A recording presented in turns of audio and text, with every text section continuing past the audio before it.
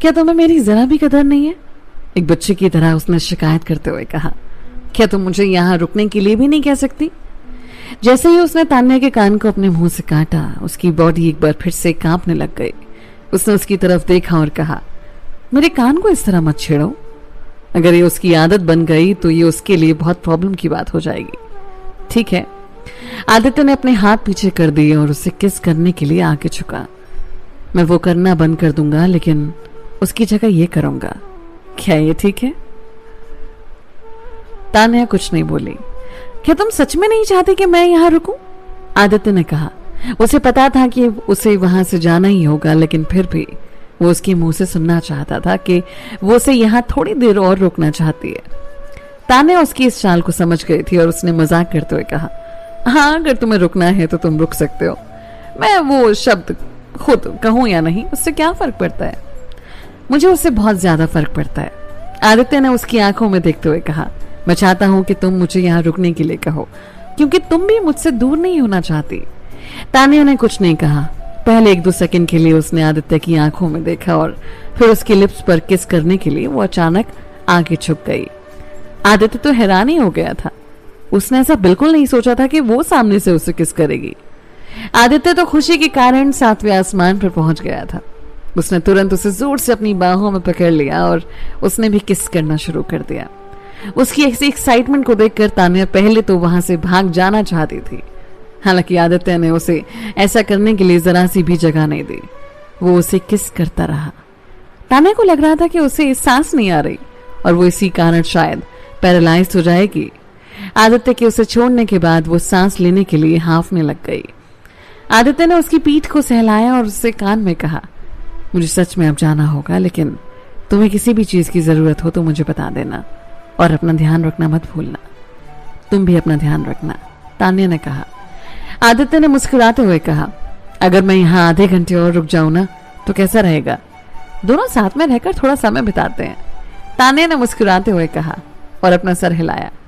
उसे अब पहले से काफी सही लग रहा था। फिर उन दोनों ने अगला आधा घंटा एक दूसरे की बाहों में ही बिताया। उन्होंने ना कुछ किया ना कुछ ही एक दूसरे से कहा, लेकिन वो बस एक दूसरे के साथ रहकर बहुत खुश थे। आदित्य ने ऐसा बिल्कुल नहीं सोचा था कि वो एक ऐसी औरत से इतना प्यार कर बैठेगा कि जब भी वो उसके साथ रहेगा तो उसकी दुनिया उसी में पूरी हो जाएगी। उसने सोचा था कि खुशियां उसकी किस्मत में नहीं थी, लेकिन अब सच में खुशी उसकी बाहों में थी। आदित्य इस रिश्ते से बहुत खुश था और तान्या भी उतनी ही खुश थी। फाइनली आदित्य वहां से चला गया था। उसने वहां ना होने के बावजूद भी तान्या खुद को बिल्कुल भी अकेला महसूस नहीं कर रही थी। वो बहुत ज्यादा सेफ फील कर रही थी, क्योंकि उसे पता था कि चाहे कुछ भी हो जाए, आदित्य हमेशा उसके साथ खड़ा रहने वाला था। वो इस तरह के ट्रस्ट को देखकर बहुत खुश थी। उसे सच में ऐसा फील हो रहा था कि अब उसकी जिंदगी ऑलमोस्ट पूरी हो गई है। ऑलमोस्ट इसलिए क्योंकि उसकी लाइफ में अभी भी उसकी मॉम की कमी थी। इसलिए अब अपनी इस लाइफ को पूरा करने के लिए वो अपनी पूरी ताकत के साथ लड़ने वाली थी। अब जब विजय सक्सेना ने अपनी बातें उन दोनों के सामने क्लियर कर दी थी, तो अब प्रीति सक्सेना और पूजा मल्होत्रा की तान्या के लिए नफरत अब और भी ज्यादा बढ़ गई थी। वो दोनों पहले से ही उससे नफरत करती थी, लेकिन अब वो उसे जान से मार देना चाहती थी। तान्या से बदला लेने की खातिर वो अपना कुछ भी बल्कि सब कुछ गिव अप करने के लिए तैयार थी। पहले उनका मकसद था सक्सेना फैमिली में अपनी जगह बनाना, लेकिन अब वो बदलकर तान्या से बदला लेना हो गया था। हालांकि उन्हें बचाने के लिए कोई भी आगे नहीं आने वाला था। सक्सेना फैमिली ने उनसे अपने सारे रिश्ते तोड़ दिए थे और मल्होत्रा फैमिली उनके लिए ओबेरॉय फैमिली के खिलाफ नहीं जा सकती थी।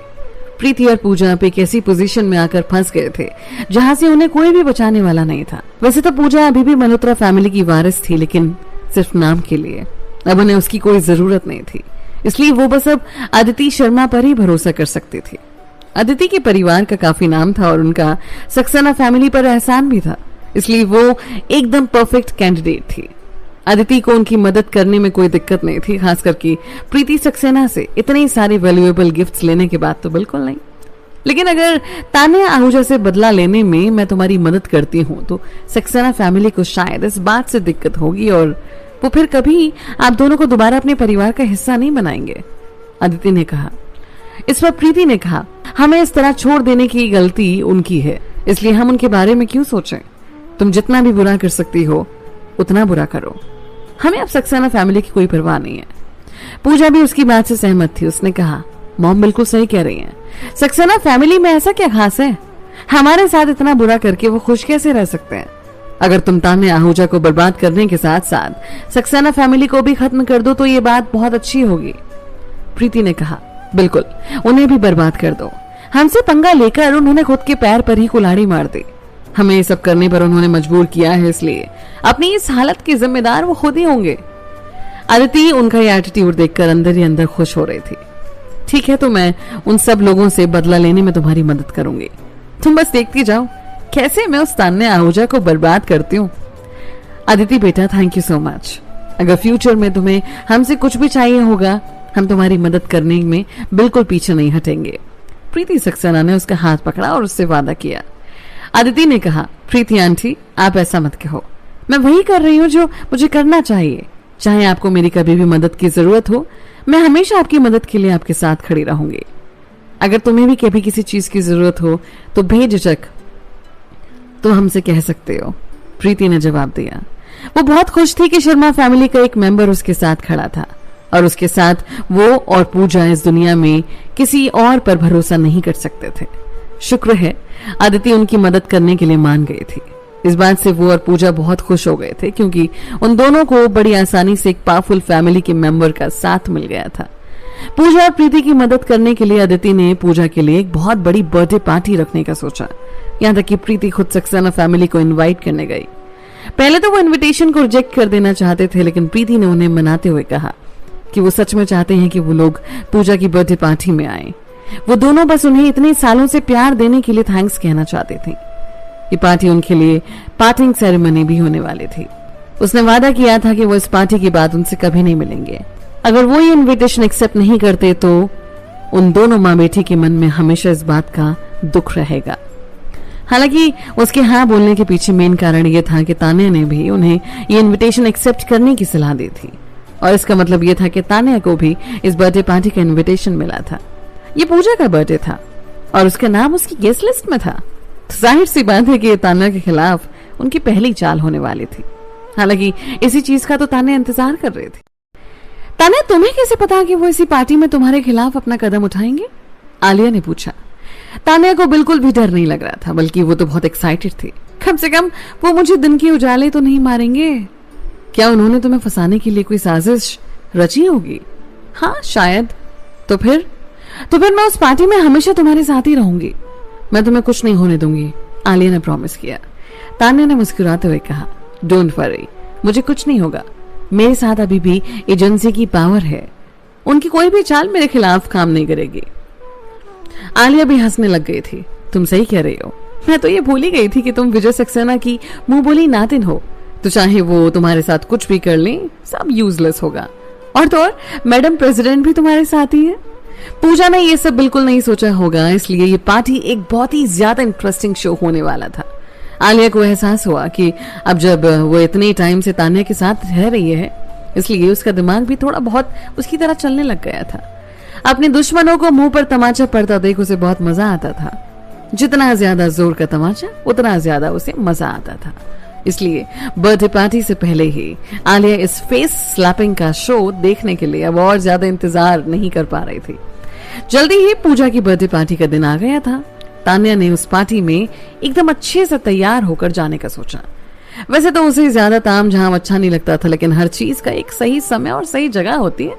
वो एक नॉर्मल सी ड्रेस पहनकर वहां नहीं जा सकते थे, क्योंकि फिर वो लुक्स के मामले में उन लोगों से पीछे रह जाती। इस पार्टी के लिए तान्या ने एक red shimmered full length gown पहना और जल्दी से तैयार हो गई। वो ड्रेस तान्या की बॉडी पर डायमंड की तरह चमक रही थी। यहाँ तक कि आलिया, एक लड़की, वो भी तान्या से अपनी नजर नहीं हटा पा रही थी। तान्या, तुम इतनी ज्यादा खूबसूरत कैसे दिख सकती हो? तुम बहुत सुंदर लग रही हो। बल्कि अगर मैं लड़का होती ना तो मेरा दिल कब का तुम पर आ चुका होता। आलिया ने कहा। Thank you. क्या सब रेडी है? तान्या ने पूछा। आलिया ने अपना सर हिलाते हुए कहा, हाँ सब कुछ रेडी है, अब हम चल सकते हैं। चलो फिर चलते हैं। जैसे ही तान्या बाहर जाने के लिए आगे बढ़ी, उसने देखा कि अचानक उसके घर का मेन दरवाजा खुला और उसकी नजरों के सामने आदित्य खड़ा था। उसे देखते ही तान्या और आलिया हैरान हो गई थी। उन्होंने बिल्कुल नहीं सोचा था कि वो इस तरह अचानक फॉर्मल सूट में यहाँ आ जाएगा। आदित्य ने काफी अच्छा फॉर्मल सूट पहना हुआ था और उसके बाल भी काफी अच्छे से स्टाइल थे। वो बिल्कुल रॉयल प्रिंस की तरह लग रहा था। सर से लेकर पैर तक एक भी इंच ऐसा नहीं था जिस पर उन दोनों की नजरें ना गई हों।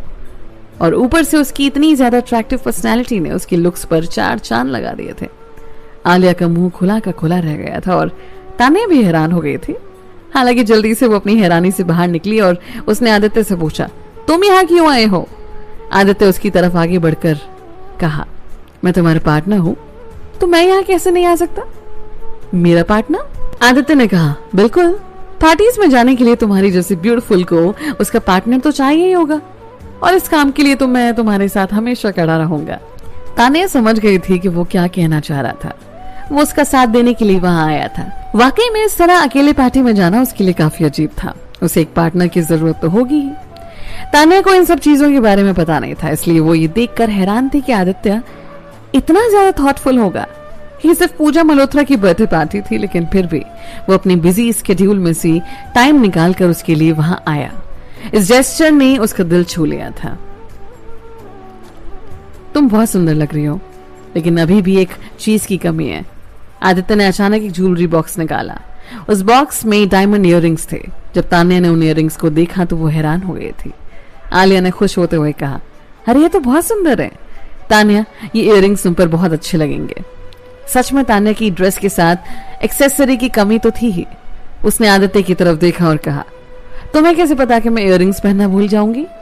आदित्य ने मुस्कुराते हुए कहा, क्योंकि मैं तुम्हें बहुत अच्छे से जानता हूँ, इसलिए मैं उन सब की तैयारी करके आया हूँ जो शायद तुम भूल गई होगी।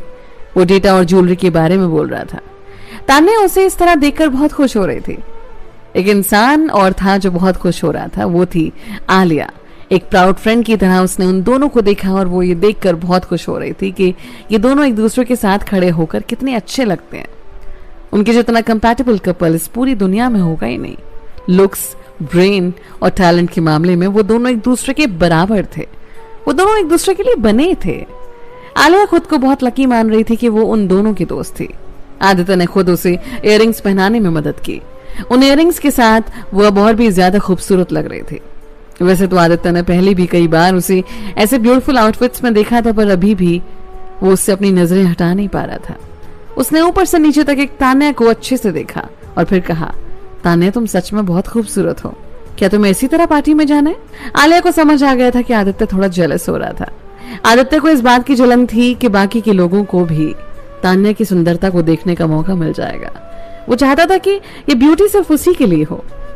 तानिया ने अपना सर हिलाते हुए कहा, मुझे जाना ही पड़ेगा, नहीं तो हम कुछ लोगों की नफरत को और ज्यादा कैसे बढ़ा सकेंगे? आदित्य ने मुस्कुराते हुए कहा, तो फिर मुझे तुम्हें प्रोटेक्ट करने के लिए तुम्हारे साथ ही रहना होगा। तुम एक भी सेकंड के लिए मुझसे दूर मत होना। ओके चलो, आदित्य ने कहा। आज रात वो उसका पार्टनर बनकर रहेगा। वो उसके ग्लो को और ज्यादा बढ़ाने के लिए उसके साथ रहने वाला था और वो ही आज रात की पार्टी का मेन कैरेक्टर बनने वाली थी। तानिया ने उसके हाथों में हाथ डाला और वो पार्टी में जाने के लिए निकल गए। उस रात पूजा ने भी अपनी बेस्ट ड्रेस पहनी थी। तानिया की तरह वो भी हारना नहीं चाहती थी। वो लुक्स के मामले में तानिया की बराबरी करना चाहती थी। हालांकि देखा जाए तो तानिया की ड्रेस उससे ज्यादा अच्छी थी और उसकी सुंदरता को बढ़ाने के लिए उसके साथ हैंडसम आदित्य ओबरॉय भी था। उनके वहां पहुंचते ही डांस हॉल में सन्नाटा छा गया। उन्होंने हर किसी का ध्यान अपनी तरफ अट्रैक्ट कर लिया। चाहे आदमी हो या औरत, हर किसी की नजरें उन दोनों पर ही थी। असल में उनमें से बहुत से ऐसे लोग थे जो आमतौर पर हैंडसम लड़कों और ब्यूटीफुल लड़कियों को देख ही लेते थे, लेकिन फिर भी वो लोग आदित्य और तानिया से काफी इंप्रेस हो गए थे। वो ना सिर्फ अपने लुक्स की वजह से वहां सबसे अलग दिख रहे थे, बल्कि उनके आसपास का ऑरा भी काफी अलग हो गया था। वो अपनी पावरफुल और यूनिक प्रेजेंस से उस पार्टी का सेंटर ऑफ अट्रैक्शन बन गए थे। यहाँ तक कि पूजा और अदिति भी उन्हें देखकर ऐसे हैरान हो गई थी कि क्या कहें। हालांकि उनकी हैरानी जल्दी ही गुस्से और नफरत में बदल गए थे। तानिया की लुक्स और उसके साथ खड़े हैंडसम मैन को देखकर वो दोनों जेलस हो रहे थे, क्योंकि उनके साथ उनका कोई पार्टनर नहीं था। अदिति शर्मा के पास तो एक ऐसा इंसान था जिसे वो यहाँ अपने साथ ला सकती थी, लेकिन वो इस कंट्री में नहीं था। थैंकफुली वो इस पार्टी का मेन कैरेक्टर नहीं थी, नहीं तो वो उससे हार जाती, बिल्कुल पूजा की तरह। वैसे तो वही इस पार्टी का मेन कैरेक्टर होने वाली थी, लेकिन उसकी प्रेजेंस अब तान्या के सामने थोड़ी फीकी पड़ गई थी, इसलिए वो गुस्सा कैसे ना होती। अदिति, क्या तुम्हारा प्लान सच में काम करेगा? पूजा ने नाराजगी जताते हुए कहा। अदिति अभी भी तान्या को देखे जा रही थी और उसने तान्या को देखते देखते अपना सर हिलाया। बिल्कुल, हमारा सक्सेना फैमिली पर बहुत बड़ा एहसान है। मैं उन्हें जो कुछ भी करने को कहूंगी ना, वो जरूर करेंगे। ठीक है, आज रात मैं चाहती हूँ कि इस औरत का इस पार्टी में सबके सामने मजाक बने। पूजा तान्या को गुस्से में घूरे जा रही थी। वो अभी भी अपने प्लान के स्टार्ट होने का इंतजार नहीं कर पा रही थी। प्रीति जो उसके पास ही खड़ी थी, उसने उसे समझाते हुए कहा, पूजा बेटा, तुम इतनी जल्दबाजी मत करो, हमें सब कुछ प्लान के अकॉर्डिंग ही करना होगा। मैं समझ सकती हूँ, पूजा ने कहा। प्रीति ने स्माइल किया और कहा, तो फिर जाओ जाकर नाना जी को थैंक यू बोलो। पूजा ने एक लंबी सांस ली, अपने चेहरे पर मुस्कुराहट रखी और स्टेज की तरफ गई। जब वो स्टेज पर चढ़ी तो हॉल में दोबारा सन्नाटा छा गया था। सब इसी का इंतजार करने लग गए थे कि वो क्या करने वाली थी। पूजा ने सब लोगों पर एक बार अपनी नजरें घुमाई और कहा, गुड इवनिंग एवरीवन, मैं पूजा मल्होत्रा आप सबको थैंक यू कहना चाहती हूँ कि आप सब लोग अपना प्रेशियस टाइम निकालकर मेरी बर्थडे पार्टी अटेंड करने आए। पहले तो मैं आप सबको बताना चाहती हूँ कि इस पार्टी का मेन मकसद मेरे बर्थडे को सेलिब्रेट करना नहीं, बल्कि सक्सेना फैमिली को उन सब चीजों के लिए थैंक यू कहने का है जो उन्होंने मेरे और मेरी मॉम के लिए आज तक किया। मुझे पता है जो कुछ भी अब तक हुआ है सबने उस बारे में तो सुना ही होगा। मेरी मॉम और मैं खुद ही विक्टिम्स बन गए हैं, क्योंकि हमने बिल्कुल नहीं सोचा था कि ऐसा कुछ हो जाएगा। ये हम दोनों के लिए बहुत दुख की बात है, लेकिन हमें सबसे ज्यादा बुरा सक्सेना फैमिली के लिए लग रहा है। नाना जी, वैसे तो सक्सेना फैमिली से सिर्फ आप ही आज यहाँ आए हैं, लेकिन मैं फिर भी मॉम और मेरी तरफ से आपको थैंक यू और सॉरी कहना चाहती हूँ। थैंक यू हमें इतने सालों तक इतना प्यार देने के लिए, और हम आपका ये प्यार जिंदगी भर याद रखेंगे। ये स्पीच देते देते पूजा को रोना आ रहा था। उसे देखकर वहां पर आए कई लोग तो रोने ही लग गए थे। विजय सक्सेना चेयर पर बैठे और बड़े ध्यान से पूजा की बातों को सुन रहे थे। उनकी आंखें भी नम हो गई थी। जाहिर सी बात है कि वो भी थोड़ा इमोशनल हो गए थे। उस मोमेंट पर हर किसी को यही लग रहा था कि विजय सक्सेना पूजा और प्रीति को वापस एक्सेप्ट कर लेंगे और इस बर्थडे पार्टी से उनका दोबारा रीयूनियन हो जाएगा। हालांकि आगे जो हुआ उससे सब लोग हैरान हो गए। पूजा अपनी स्पीच खत्म करके स्टेज से नीचे उतरी और विजय सक्सेना के पास गई। सबके सामने वो अचानक अपने घुटनों पर बैठ गई। विजय सक्सेना और बाकी सब लोग हैरान हो गए थे कि वो क्या कर रही है। तान्या और आदित्य जो विजय सक्सेना के पास में ही खड़े थे, उन्होंने अपने इमोशंस में कोई भी चेंज नहीं दिखाया। वो बस वहां से ये सब होता हुआ देख रहे थे। ये तुम क्या कर रही हो? विजय सक्सेना ने पूजा से पूछा। एक मासूम बच्ची की तरह पूजा ने विजय सक्सेना की तरफ देखा। नाना जी, मॉम और मैं ये नहीं चूज कर सकते कि हम कैसे पैदा हुए, लेकिन हम अपनी फैमिली जरूर चूज कर सकते हैं। क्या आप हमें माफ कर सकते हैं? हमें हमारी गलतियां पता हैं और आज से हम आपको बहुत इज्जत देंगे, इसलिए प्लीज आप इस तरह हमें खुद से अलग मत करो। हम सच में खुद को आपसे अलग नहीं कर सकते, क्योंकि आप ही हमारे दिल के सबसे ज्यादा करीब हो। विजय सक्सेना ने सोचा कि वो इस पार्टी में सिर्फ उसके प्यार को अप्रिशिएट करेंगे, लेकिन वो तो अभी भी यही चाह रहे थे कि वो उन्हें अपनी जिंदगी में वापस एक्सेप्ट कर लें। विजय सक्सेना ऐसा इंसान नहीं था जिसे इन सब बातों का कुछ असर ना हो। वो सच में उसकी बातों से इमोशनल हो गया था, मगर उसने तान्या से प्रॉमिस किया था कि वो अभी के लिए उनसे सारे रिश्ते तोड़ देगा। अपनी खोई हुई बेटी की भलाई के लिए वो उन्हें सक्सेना फैमिली में वापस जगह नहीं दे सकता था। विजय सक्सेना ने पूजा को उठाने के लिए अपने हाथ आगे बढ़ाए और कहा, प्लीज तुम पहले खड़ी हो जाओ, इस तरह अपने घुटनों पर मत बैठो। नहीं, पूजा ने उसे मना कर दिया। नाना जी, जब तक आप ये नहीं कहेंगे कि आपने हमें माफ कर दिया, तब तक मैं नहीं उठूंगी। पापा प्लीज हमें माफ कर दीजिए। प्रीति भी उनसे माफी मांगने के लिए आगे आ गई। उन दोनों माँ बेटी की बातें सुनकर बहुत लोगों को उन पर दया आ रही थी। कई लोगों ने तो उनकी मदद करने के लिए विजय सक्सेना को कन्विंस करना भी शुरू कर दिया था। विजय सक्सेना, आप इन दोनों को माफ क्यों नहीं कर देते? इन्होंने ऐसा कुछ गलत तो नहीं किया।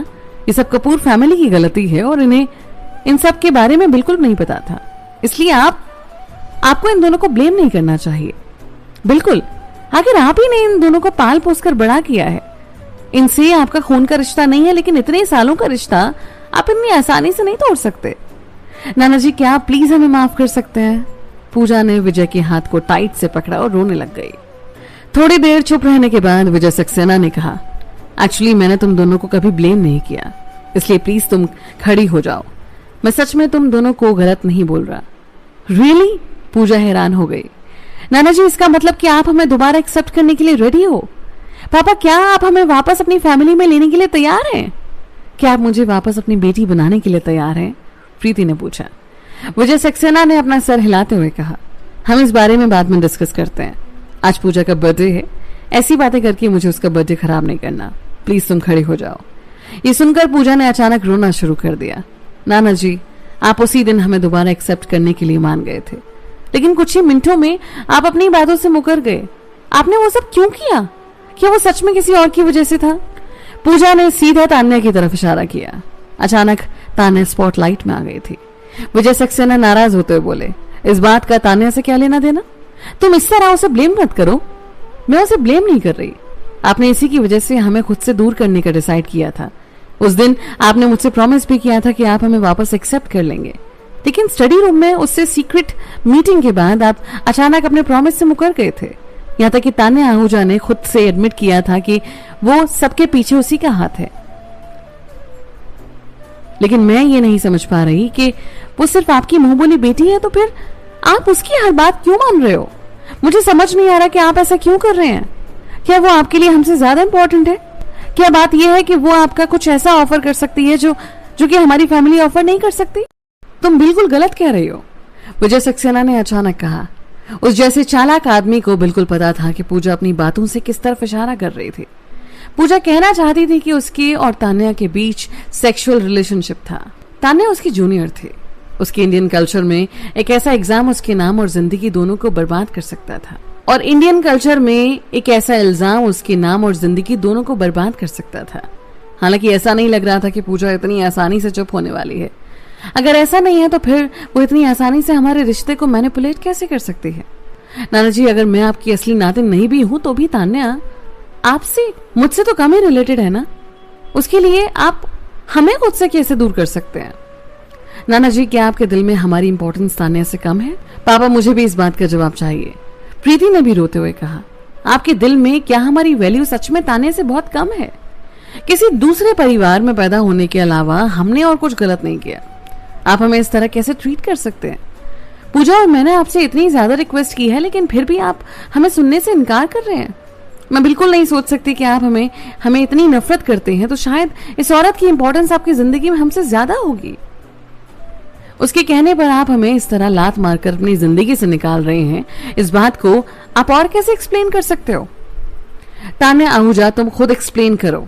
तुमने मेरे नाना जी को ऐसा कौन सा प्यार का रस पिला दिया है कि वो तुम्हारे इशारों पर काम कर रहे हैं? पूजा सीधी खड़ी हुई और उसने तान्या से सवाल किया। वो जानबूझकर तान्या और सक्सेना फैमिली को लोगों की नजरों के सामने गिरा रही थी, और वहां सब लोग उन दोनों का ही साथ दे रहे थे। उन लोगों को लग रहा था कि वो सक्सेना फैमिली में सिर्फ इसलिए नहीं जाना चाहती थी क्योंकि वो खुद को उस फैमिली से दूर नहीं कर सकती थी, इसलिए उसका गुस्सा और नाराजगी पूरे 100% जस्टिफाइड थी। किसी को भी नहीं लगा था कि अभी 2 मिनट पहले प्रीति और पूजा जो रिक्वेस्ट कर रही थी वो सब एक नाटक था। वो बस इसी मोमेंट को बनाने का एक तरीका था।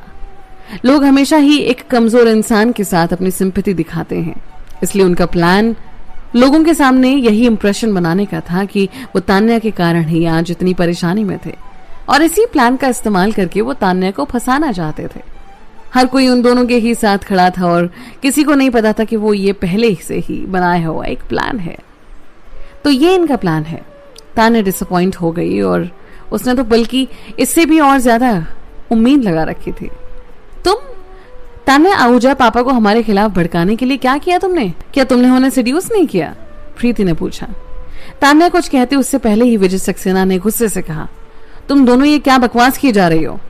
मैंने तुमसे पहले ही कह दिया था कि तान्या का इन सबसे कोई लेना देना नहीं है। नाना जी, आपको क्या लगता है कि हम सब इस बात पर विश्वास करेंगे? तान्या आहूजा ने खुद ने ही एडमिट किया था कि उसी ने जानबूझकर आपको हमसे दूर किया है, और उसी ने आपको हमसे सारे रिश्ते नाते तोड़ने के लिए कहा। तान्या आहूजा, क्या तुम अभी भी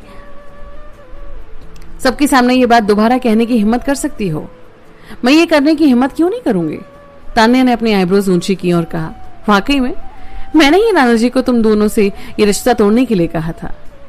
सब लोग हैरान हो गए थे। ये सब सच में इसने ही किया था? वो इतनी शेमलेस कैसे हो सकती है कि वो ऐसी कुछ डिमांड करेगी? हालांकि विजय सक्सेना उसकी बातें क्यों मानेंगी और सच में वो उसकी जगह से प्रीति और पूजा से अपना रिश्ता क्यों तोड़ देंगे? क्या सच में उन दोनों के बीच ऐसा कुछ है? उसी टाइम हॉल में हर कोई उसे ही शक की नजरों से देख रहा था। ये देखकर प्रीति और पूजा बहुत खुश हो गई थी। तान्या आहूजा ने इतनी आसानी से अपनी गलती को सबके सामने एडमिट किया है, ये देखकर वो दोनों खुद को हंसने से बिल्कुल नहीं रोक पा रहे थे। सबने सुन लिया ना? इसी की वजह से नाना जी ने हमें एक्सेप्ट करने से मना कर दिया था। तान्या आहूजा, हमने तुम्हारा क्या बिगाड़ा है जो इस तरह तुम हमारे पीछे पड़ गई हो? फाइन, अब जब तुम खुद हो इतना शातिर समझ रही हो तो हम भी अब पीछे नहीं हटेंगे। अब से मेरी मॉम और मैं तुम्हें हराने के लिए कुछ भी करेंगे। पूजा ने ऐसा कहकर सारा ब्लेम तान्या पर डाल दिया। ऐसा करने से ही वो अब आगे तान्या के खिलाफ कोई भी एक्शन आसानी से ले सकते थे, चाहे वो फ्यूचर में अब कुछ भी काम हो।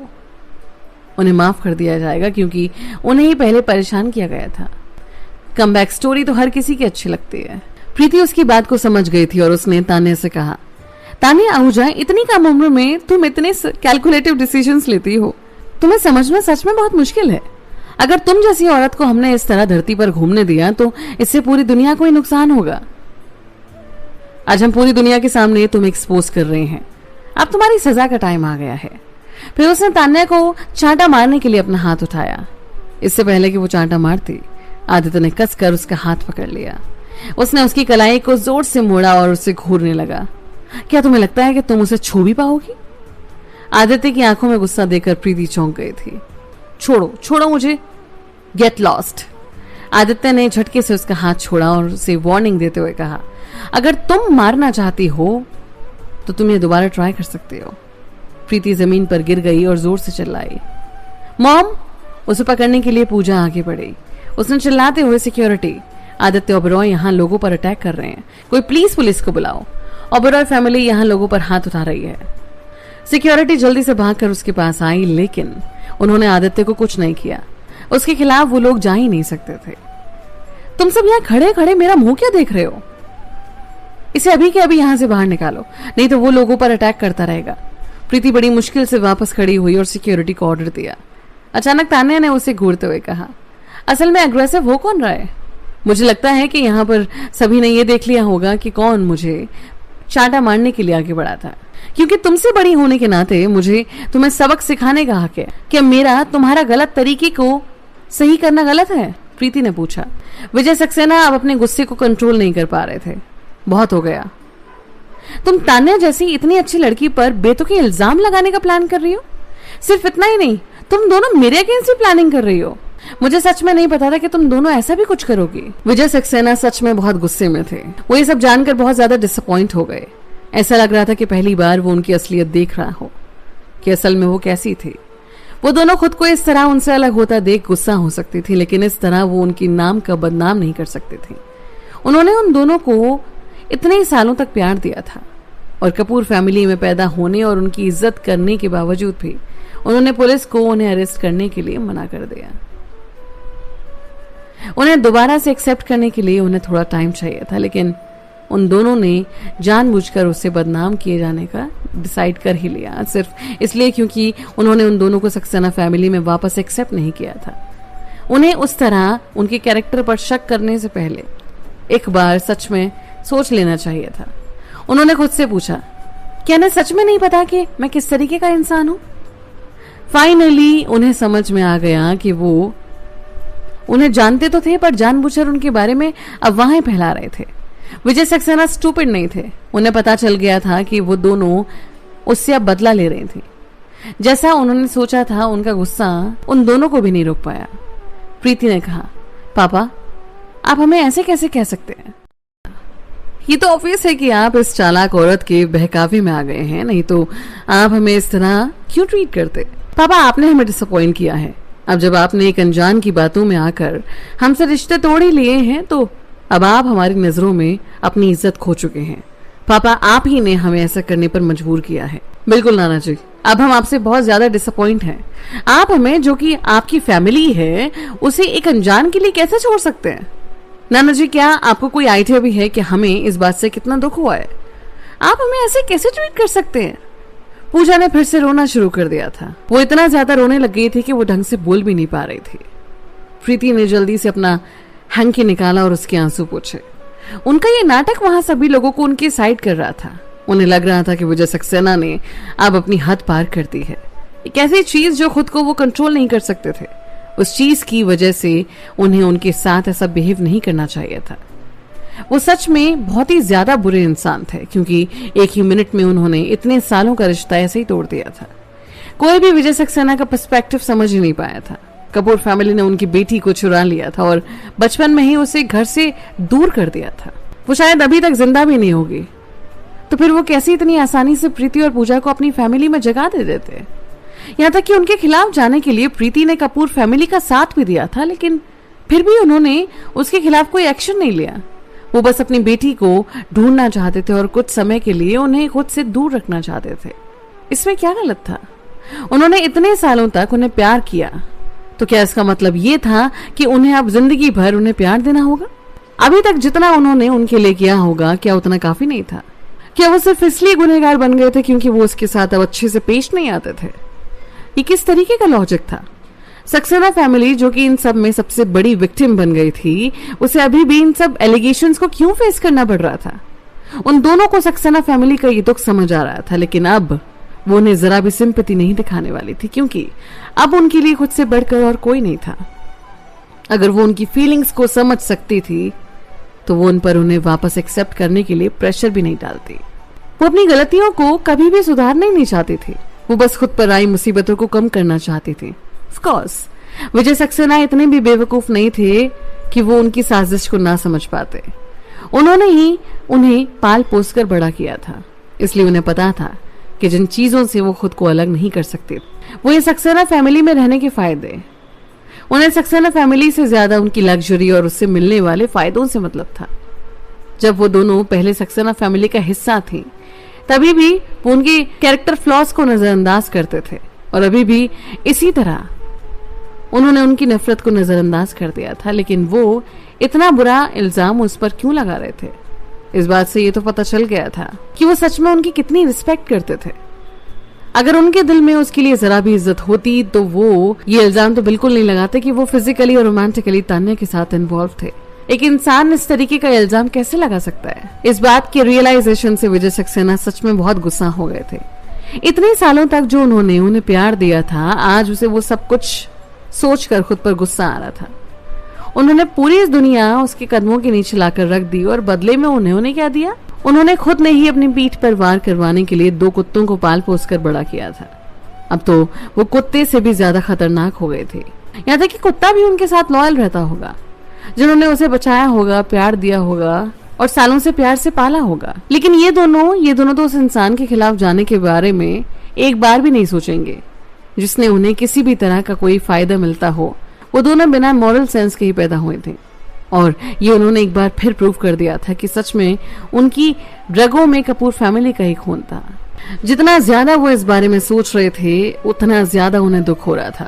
प्रीति और पूजा का रोना अब उनके लिए सर का दर्द बन गया था। वो अचानक खड़े हुए और कहा, फाइन, तुम्हें जैसे करना है करो। अब जब तुम दोनों मुझसे इतनी नफरत करती हो तो वो भी सही है।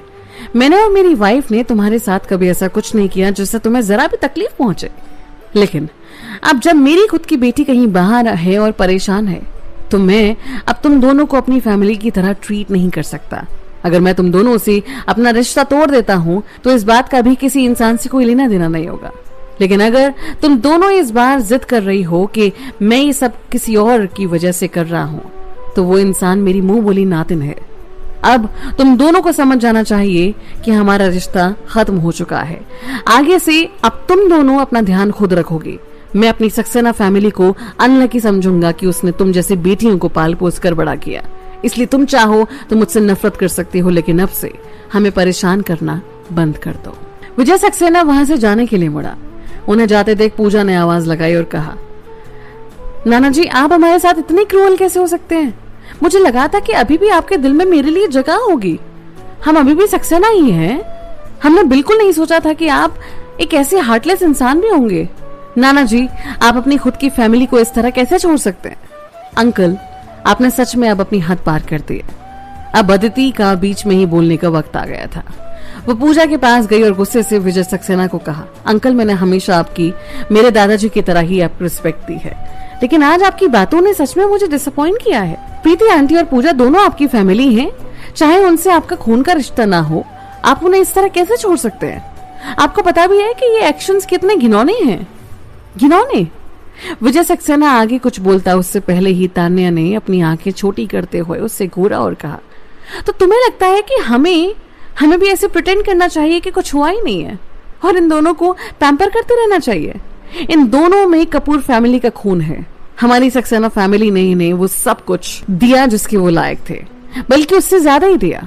अब बहुत हो गया। मैं मानती हूँ कि किसी के पैदा होने की जगह हम चूज नहीं कर सकते और हमें उनके बड़ों की गलतियों की वजह से उनके बच्चों को ब्लेम भी नहीं करना चाहिए, लेकिन ये बच्चों पर भी डिपेंड करता है कि वो माफी के लायक है भी या नहीं। अभी तक जो कुछ भी हुआ उन सब बातों को देखकर मैं तुम्हें ये बता दूं कि ये दोनों सक्सेना फैमिली के प्यार और सपोर्ट के बिल्कुल भी लायक नहीं है। अगर प्रीति और पूजा का पता होता कि उनकी भलाई किस में है तो वो अभी तक खुद को सुधार लेती। हालांकि अभी भी उनकी उन सब चीजों पर हक जताने की आदत नहीं गई जो कि उनकी थी नहीं। ये दोनों कितनी बदतमीज हैं। बदतमीज वो नहीं, बदतमीज तुम हो। आदिति बड़ी आसानी से उसकी बातों से चिढ़ गई थी। सक्सेना फैमिली के मामले में इंटरफेयर करने वाली तुम होती कौन हो? प्रीति आंटी और पूजा मल्होत्रा ही रियल सक्सेना फैमिली हैं। पहले तो तुमने सब कुछ उनके हाथों से छीन लिया, अब तुम अंकल को भी उनसे दूर करने की प्लानिंग कर रही हो। तुम जैसी चालाक औरत को पता होना चाहिए कि उसके लिए क्या अच्छा है और यहाँ से दफा हो जाना चाहिए। तुमने कहा कि मुझे सक्सेना फैमिली के मामलों में इंटरफेयर नहीं करना चाहिए, मुझे कोई हक नहीं है। तान्या हंसने लग गई। उसने प्रीति और पूजा की तरफ इशारा करते हुए कहा, तो फिर इन्हें भी कोई हक नहीं है? बिल्कुल है, इन्हें सक्सेना फैमिली ने पाला है, आदिति ने जवाब दिया। तान्या ने कहा, और यही सक्सेना फैमिली की बदकिस्मती थी कि वो अभी तक अपने दुश्मनों के बच्चों की परवरिश कर रहे थे और फिर भी वो अभी तक सक्सेना फैमिली के पीछे पड़ी हुई है। मैंने ऐसे बेशरम लोग पहले कभी नहीं देखे। बेशरम तुम हो, आदिति ने गुस्से में कहा। सक्सेना फैमिली के मामलों में दखल देने वाली तुम होती कौन हो? तुम्हारा प्लान यही है कि प्रीति आंटी और पूजा को उनसे दूर करके सक्सेना फैमिली का पूरा कंट्रोल अपने हाथों में लेना है ना? मैं यहाँ सबसे पूछती हूँ, क्या ये औरत एक सेल्फिश, इविल और शेमलेस औरत नहीं है? वहां बस कुछ ही लोगों ने उसकी बात में अपनी सहमति दिखाते हुए अपना सर हिलाया। बाकी लोग भी तान्या के साइड तो नहीं थे, पर यह आर्ग्यूमेंट अब ऐसी बातों पर आ गया था जिनके बारे में उन्हें ज्यादा कुछ नहीं पता था। दोनों पार्टीज के पास अपने अपने लॉजिक थे, यहाँ तक कि तान्या ने तो खुद को अभी तक डिफेंड ही नहीं किया था। ऐसा इसलिए क्योंकि उन लोगों से आर्ग्यू करने का तान्या का कभी मकसद था ही नहीं, क्योंकि उसके पास वैलिड फैक्ट्स थे। उसे कभी खुद को प्रीति और पूजा को एक्सप्लेन करने की जरूरत महसूस ही नहीं हुई। सिर्फ उसे ही पता था कि उन्होंने उन सब चीजों पर अपना हक जमा रखा था जो उसकी मॉम की थी। किसी को भी उन सब चीजों पर क्लेम करने का कोई हक नहीं था जो कि उसकी मॉम के लिए बनी हो। खासकर प्रीति और पूजा के पास तो बिल्कुल नहीं। अगर वो अभी भी ऐसे ही जिद करती रहेंगी तो वो उन्हें सबक सिखाने में बिल्कुल नहीं घबराएगी। हालांकि अभी भी उनके खिलाफ कुछ करने का सही वक्त नहीं आया था, क्योंकि उन्होंने अभी तक अपनी चाल नहीं चली थी। पहले वो उन्हें चारा डालने वाली थी ताकि वो अपना कार्ड आगे रखे और फिर वो वही कार्ड उठाकर उसी से उनके मुंह पर तमाचा मारेगी।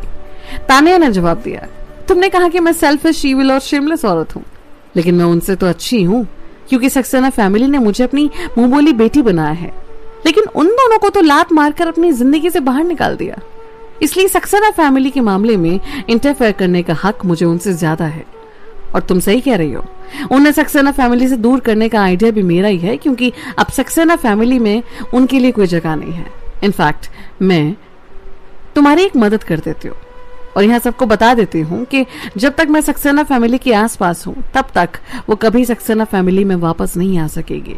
इसलिए तुम अब क्या कर सकते हो? तुम? अदिति गुस्से से पूरी लाल हो गई थी। उसने सोचा नहीं था कि तान्या ऐसे सबके सामने उसे धमकी दे देगी। ये देखकर प्रीति, पूजा और बाकी सब लोग हैरान हो गए थे। ये कितनी शेमलेस है कि बिना सोचे समझे ऐसी बात बोल रही है। क्या उसे डर नहीं है कि विजय सक्सेना के भी इस बात पर आपने कुछ ओपिनियंस हो सकते हैं? जब उसने ऐसा कहा तो विजय सक्सेना भी हैरान हो गए थे। ये सब कहकर क्या वो खुद को ही मुसीबत में नहीं डाल रही थी?